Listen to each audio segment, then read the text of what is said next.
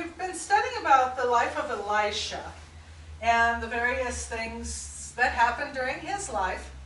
Last week we studied about the king of Aram sending his chief soldier, his general, we'd probably call him, to Elisha to be healed of leprosy, and how that all played out. The guy was healed and promised he'd only worship the true God from then on.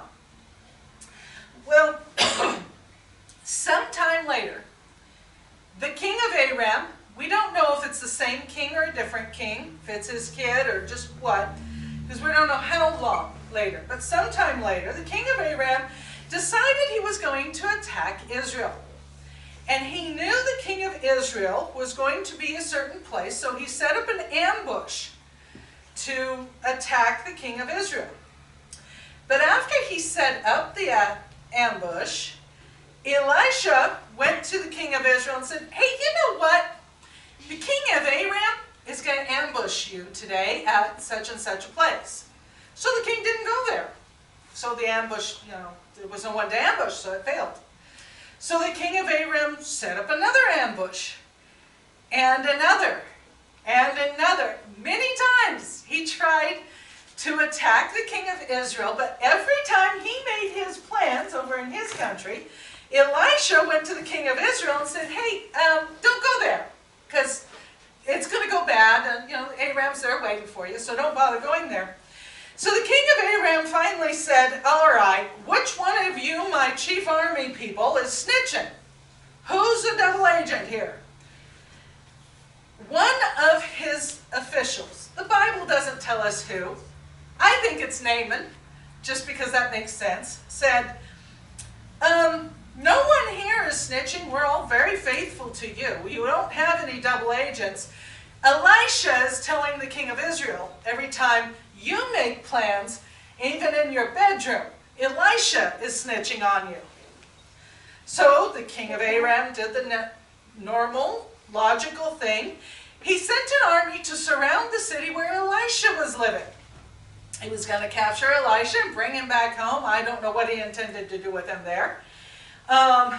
When they woke up in the morning, Elisha and his servant looked out the window, and there was the Aramean army surrounding the city that they were in.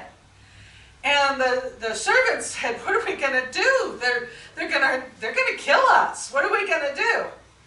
And Elisha said, "They're not going to kill us. God, open his eyes."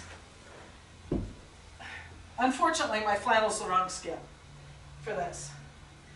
God opened his eyes, and the servant could then see entire troops of fiery chariots between the army and the city.